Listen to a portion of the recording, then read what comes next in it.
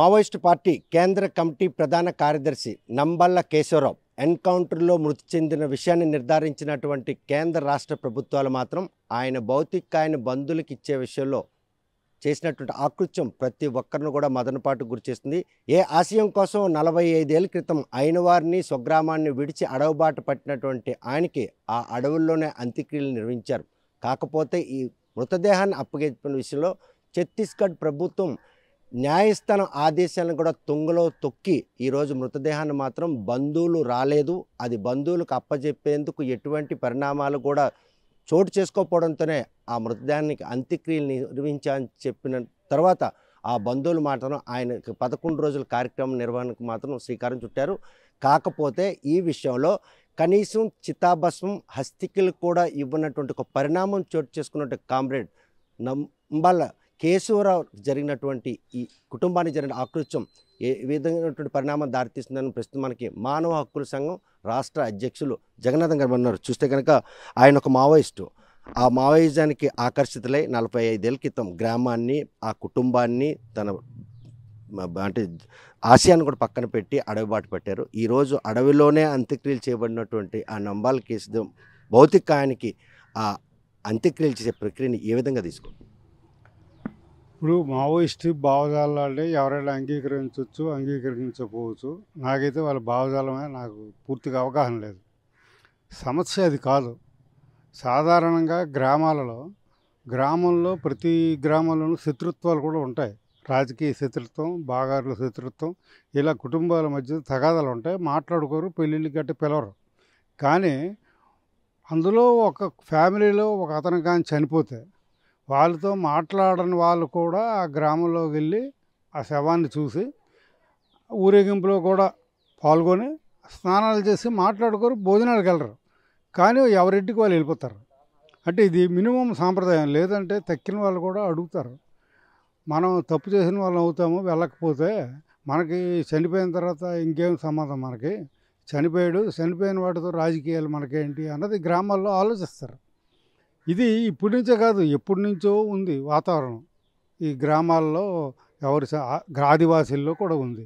ఒకరు చనిపోతే అందరూ వెళ్ళడం రావడం, ఇవన్నీ ఒక సాంప్రదాయం. ఇది ఐదవ సాంప్రదాయంలో మరణించిన వ్యక్తికి అంతిమ సంస్కారాలు నిర్వహించలో పగలు, ప్రతీకారాలు, కక్షలు, కార్పణ్యాలు పక్కన పెట్టి ఆ భౌతికాయాల అంత్యక్రియలు పాల్గొనేందుకు చాలా వ్యయప్రయాసాలు పడుతుంటారు.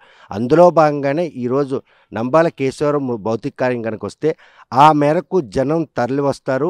ఆయన ఏ ఆశయం కోసం వెళ్ళారో ఆ ఆశయ సాధనలో ఎన్కౌంటర్ చేయబడినటువంటి మావోయిస్టుకి అంతిమయాత్ర అంత ఘనంగా నిలుస్తున్నటువంటి ఇంటెలిజెన్స్ వర్గాల సమాచారాన్ని ఈరోజు భౌతికాయాన్ని బంధువులకు ఇవ్వకపోవడం. ఈ నిజానికి ఇవాళ అతను డెడ్ బాడీని కానీ అక్కడ బంధువులకు ఇప్పించి ఉంటే దేశంలో ఆ వేళతోనే ఆ మర్నాడుతోనే చర్చ అయిపోయి ఉండేది. ఇవాళ చర్చ కొనసాగడానికి కూడా ఖచ్చితంగా పాలక వర్గాల తాలూకా అభిప్రాయాలే, వాళ్ళ నిర్బంధం కానీ, లేదంటే మేము ఇవ్వకూడదని వాళ్ళ పాలసీ కూడా అనలేము. ఎందుకంటే న్యాయస్థానంలో సుప్రీంకోర్టులో క్లియర్గా చెప్పారు, మనిషికి ఎంత విలువ ఉంటుందో చనిపోయిన శవానికి కూడా అంతిమ సంస్కారప్పుడు అంతే విలువ ఇవ్వాల్సిన బాధ్యత ఉంది. ఇది ఒక సనాతన ధర్మం ఇది. ఎందుకంటే మనకు రామాయణంలో కూడా మన యూట్యూబ్ ఛానల్లో వస్తున్నాయి. రావణాసురుడు అంత్యక్రియలు కూడా రాముడు దగ్గరుండి విభీషణుడికి ఎలా చెప్తాడని. ఇవన్నీ సనాతన సాంప్రదాయం అనుకునేటప్పుడు అవి పాటించాల. ఇప్పుడు శత్రుత్వం, గ్రామాల్లో శత్రుత్వం ఉంటుంది. ఒకటి శవాన్ని ఇంకోటి దహనం చేసేస్తాడు. ఇప్పుడు చాలా ఏరియాలో జరుగుతుంది, అది వేరు. కానీ ప్రభుత్వం నిర్వహించిన దాంట్లో ఎన్కౌంటర్లో ఫేకా నిజమా అన్నది మనకు తెలియదు. నిర్ధారణ ఎప్పుడవుతుందో తెలియదు. దానిపైన న్యాయస్థానాలు చేసుకుంటే లేకపోతే ప్రజలు ఆలోచించుకుంటారు. కానీ ఆ డెడ్ బాడీని ఇచ్చేసి వాళ్ళు అక్కడ దహనం చేసుకోవడానికి చెప్పొచ్చు. కాకపోతే కొన్ని పరిమితులు, లా అండ్ ఆర్డర్ పరిస్థితి రాకుండా ఇంతమంది కంటే ఎక్కువ వెళ్ళొద్దు, లేదా బంధువులు ఎవరో మిత్రులు వాళ్ళే తెప్పించి తక్కిన వాళ్ళు వెళ్ళొద్దు, ఎందుకంటే లా అండ్ ఆర్డర్ ప్రాబ్లం వస్తుంది అన్న ఒక నిబంధన పెట్టుకున్నా అది పెద్ద అభ్యంతరకరమైన. బంధువులు మాత్రం ఆయన ఎన్కౌంటర్ చేపడ్డాడన్న విషయం అటు దేశ ప్రధానితో పాటు అమిత్ షా ట్వీట్ చేయడంతో నిర్ధారించుకో భౌతికాయానికి 22వ తేదీనే జగదల్పూర్ వరకు వెళ్ళినటువంటి వారికి మాత్రం పోలీసులు అక్కడ సహకరిస్తారని స్టేట్ పోలీసులు చెప్పడం, లోకల్ పోలీసులు ఫిర్యాదు చేయడం, అంటే చట్టపరంగా భౌతికాయం తెచ్చుకునే చేసిన ప్రయత్నంలో అడుగడుగును కూడా వారికి ఆటంకాలు అవరోధకానికి ఇది రాజకీయ ప్రమేయం చోటు చేసుకోవడం కారణం అనుకోవచ్చు. ఖచ్చితంగా రాజకీయ ప్రయోజనాలు దీని వెనకాతలు ఉన్నాయి. ఎందుకంటే హైకోర్టు కూడా చెప్పింది. హైకోర్టుకి నాకు తెలిసి ఛత్తీస్గఢ్ తాలూకా వాళ్ళు ఒక ఎఫిడవిట్ కూడా వేశారు. వాళ్ళకి డెడ్ బాడీని అప్పచెప్తాము అని. నిలబడాలి కదా! నిలబడపోతే ఇవాళ ఈ ఒక్కతో ఆగిపోదు. భవిష్యత్తులో కూడా ఎన్నో ఇలాంటి కార్యక్రమాలు జరిగేటప్పుడు అధికార పక్షమా, ప్రతిపక్షమా ఏదైనా ఈ దేశ పౌరులకు జరిగేటప్పుడు ఏం జరుగుతుందనేది ఇవాళ మనకు క్లియర్గా తెలుస్తున్నది. అంటే అధికార పార్టీకి మనం వ్యతిరేకంగా ఉంటే డెడ్ బాడీని కూడా ఇవ్వరు అనే పరిస్థితి క్రియేట్ చేశారు. ఇది పూర్తిగా అన్యాయం. ఇది న్యాయశాస్త్రానికి చాలా విరుద్ధం. కానీ న్యాయస్థానం ఆదేశాలను కూడా ఈరోజు పాటించకుండా వారు చేసిన తప్పులు కప్పించుకునేందుకు నంబాల కేశవరావు మీ మనిషి అనడానికి వారితో ఇటీవల తీసుకున్న ఫోటో అడిగారు. అదొక ఆధార్ కార్డు అడిగారు. ఆయన 45 ఏళ్ళ క్రితం అసలు ఆ గ్రామానికి కానీ కుటుంబ సభ్యులకు సంబంధం లేని విషయంలో ఇవి వారు ఇవ్వలేరనే ఉద్దేశంతోనే ఇటువంటి డిమాండ్లు చేశారని అనుకోవచ్చు పోలీసులు. సాధారణంగా 40 సంవత్సరాలు 50 సంవత్సరాల తర్వాత ఐడెంటిఫై చేయడం అన్నది సాధ్యమయ్యే పని కాదు. కానీ ప్రభుత్వమే అనౌన్స్ చేసింది పలానా అతను చనిపోయాడు అని. వాళ్ళ బంధువులు వెళ్ళారు. అక్కడ వెరిఫై చేయవలసింది ఏంటంటే వాళ్ళకి వీళ్ళు బంధువులా కాదా, రక్త సంబంధీకులా కాదా. ఎందుకంటే సాధారణంగా రక్త సంబంధీకులకి ఇవ్వాలి. ప్రభుత్వమే ఐడెంటిఫై చేసిన తర్వాత వీళ్ళు ఐడెంటిఫై చేస్తే ఏంటి, చేయకపోతే ఉంది. ఆ డెడ్ బాడీని ఆ బంధువులకి ఇచ్చేస్తే వాళ్ళేదో దహనం చేసుకుంటారు. లేని దాన్ని, అసలు సమస్య కాని దాన్ని కూడా ఒక పెద్ద వీరోచితంగా మేము చేసాము అనిపించుకునే ప్రయత్నం మాత్రం కరెక్ట్ కాదు. ఇది ఎందుకు అంతలా ఆయన మృతదేహాన్ని బంధువులు అప్పగించడం కోసం ఎందుకు అంత హైడ్రామా ఆడాల్సి వచ్చింది? మరోవైపు చూస్తే కనుక ఎన్కౌంటర్లో అంటే ఆపరేషన్ కగార్ సక్సెస్లో భాగంగానే పెద్ద తలగైక చెప్పిన కేశవరావుని మట్టు పెట్టాం, ఎన్కౌంటర్ చేశారని హుందాగా ప్రకటించారు. ఒకవేళ భౌతిక గాయాన్ని కనుక బంధువులకు అప్పచెప్తే గ్రామంలో అంత్యక్రియల్లో వేలాది మంది తరలివచ్చి పాల్గొనే అవకాశం ఉందన్నట్టు ఒక భయం వారిని వెంటాడిందా ఈ మృతదేహాన్ని అడవుల్లో అంత్యక్రియలు? నిజానికి అతనికి ఈ శ్రీకాకుళం జిల్లాలో బంధువులు విపరీతంగా ఉన్నారు. అసలు బయట వాళ్ళు ఎవరూ రాక్కర్లేదు. వాళ్ళ బంధువులే ఈ సులువుగా మినిమం 5,000 నుంచి 10,000 వరకు వెళ్ళే అవకాశం ఉంటుంది. ఎందుకంటే ఒక కులంలో ఉండే ఒక వ్యక్తి తప్ప రైట్ అనేది వేరే సంగతి. ఎందుకంటే అతను స్వప్రయోజనం కోసం చేసే ఉద్యమం కాదు. ఉద్యమాలు మంచి చెడ్డలు అన్నది మాకు సంబంధం లేదు. కానీ అతడు తాలూకు లైఫ్ని కూడా త్యాగం చేశాడు. పాలసీలో విరుద్ధం అవ్వచ్చు, కానీ ప్రజల కోసం కష్టపడ్డాడు. ప్రజల కోసం కష్టపడిన వ్యక్తిని చూడడానికి ఖచ్చితంగా బంధువులు వెళ్లకుండా ఉండరు. న్యాయపరంగా ఎటువంటి చర్యలు ఉండబోతున్నాయి ఈ భౌతిక గాయాన్ని అప్పచెప్పడం విషయంలో? కేంద్ర రాష్ట్ర ప్రభుత్వాలు కావచ్చు, ఛత్తీస్గఢ్ పోలీసు న్యాయపరంగా ఆ కుటుంబంకి ఎటువంటి న్యాయం జరుగుతుంది? వాళ్ళు ఆల్రెడీ హైకోర్టు ఆదేశాలు తుంగలతో సుప్రీంకోర్టును కూడా ఆశ్రయించారు. చితాభస్మం అస్థికలకు కూడా ఇవ్వలేనటువంటి ఒక దుర్గతిని ప్రదర్శించినటువంటి ఎవరైతే ఛత్తీస్గఢ్ పోలీసులు వైఖరిని ఏ విధంగా? చితాభస్మం కూడా ఇవ్వడానికి ఇప్పుడు అక్కడ ఏదో ఒక పిలిగ్రిమ్ అయ్యే పరిస్థితి ఏం కాదు. ఎందుకంటే గ్రామాల్లో ఆ తర్వాత నాకు తెలిసి ఆ పార్టీ తాలూకా వాళ్ళు కూడా అదొక పవిత్ర స్థలంగా చూస్తారని నేను అనుకోను. ఎందుకంటే వాళ్ళకి కామన్ ఇలాంటివన్నీ. అంతగా మేము సాధించాము అన్నది కాదు. ప్రభుత్వాలు చట్టబద్ధంగా ఏ మేరకు పరిపాలిస్తున్నాయి, ఏ మేరకు అనుసరిస్తున్నాయి అన్నదే ప్రభుత్వం తాలూకా నిజాయితీకి గీటురాయి. అంతే తప్పించి నియంతృత్వాన్ని ప్రయోగించడం వల్ల ప్రజలు ప్రయోజనాల కంటే కూడా ప్రభుత్వం తాలూకా విధానాలకే నష్టం. అది ప్రజలు ఖచ్చితంగా అర్థం చేసుకుంటారు. ప్రభుత్వం ఇంత నిరంకుశత్వంగా ఉంది ఏంటని అంతవరకు అంత అవసరం లేదు అసలు. ఎందుకంటే డీకంపోజ్ అవుతుంది, ఖచ్చితంగా 2 రోజులు పోతే డీకంపోజ్ అవుతుంది. అందులోకి ఆ ఏజెన్సీ ఏరియాలో కరెంట్ ఉంటుందో లేదో మాకైతే తెలియదు. అక్కడ ఫ్రీజర్లు అవన్నీ ఏర్పాటు చేయడం కూడా ప్రభుత్వాలకి కష్టమే, అందులో అనుమానం లేదు. కానీ డీకంపోజ్ అయిన బాడీని కూడా మేము తీసుకెళ్తాము అనేటప్పుడు వాళ్ళు భరిస్తారు. అది ప్రభుత్వానికి ఏం ఇబ్బంది ఉంటుంది? ఎందుకంటే వాళ్ళు వేరే దగ్గరికి ఎక్కడికి వెళ్ళరు కదా. తిన్నగా డీకంపోజ్ అయిన తర్వాత ఖచ్చితంగా ఇంటికి తెచ్చిన తర్వాత ఎంతసేపు ఉంచరు. ఆ ప్రయత్నంలో భాగంగానే వాళ్ళు డే 1 నుండి కూడా ఫేజర్ అంబులెన్స్తో పాటు భౌతిక కాయాన్ని తేడానికి వెళ్ళే ప్రయత్నాన్ని కూడా తిప్పికొట్టారు.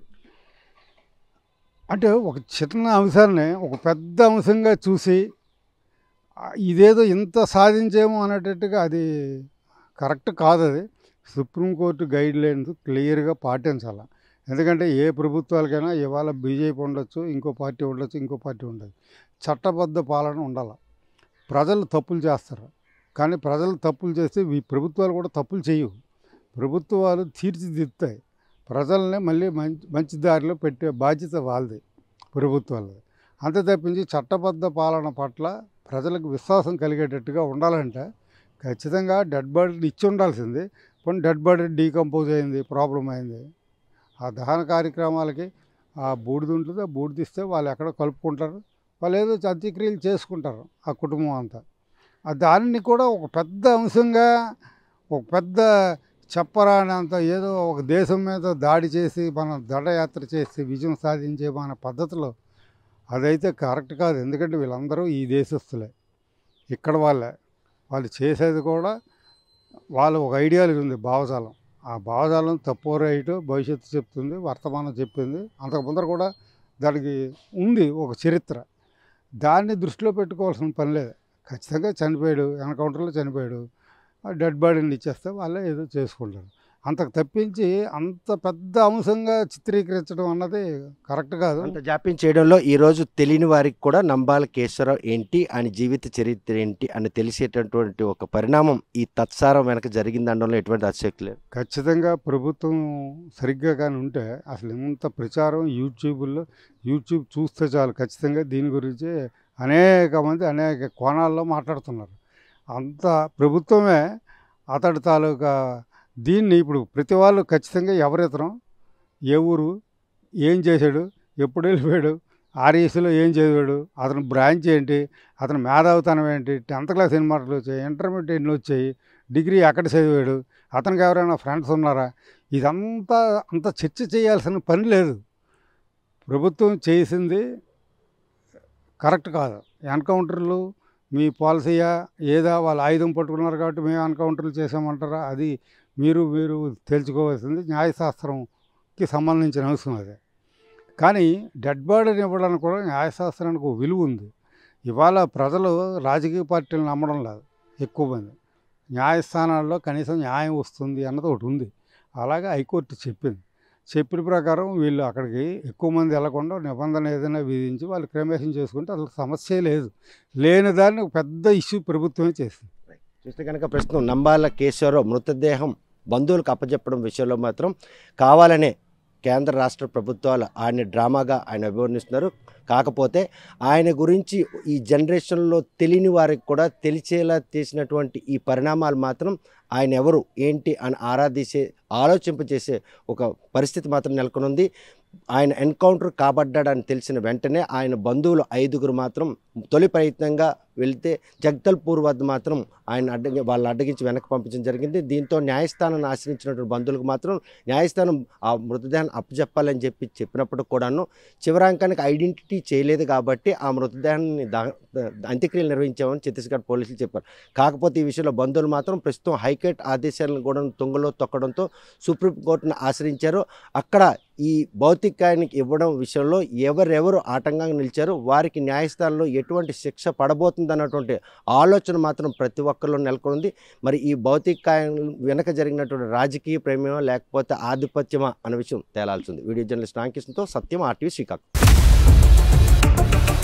ఇండియా పాకిస్తాన్ తాజా అప్డేట్స్ కోసం డౌన్లోడ్ చేసుకోండి RTV లైవ్ యాప్.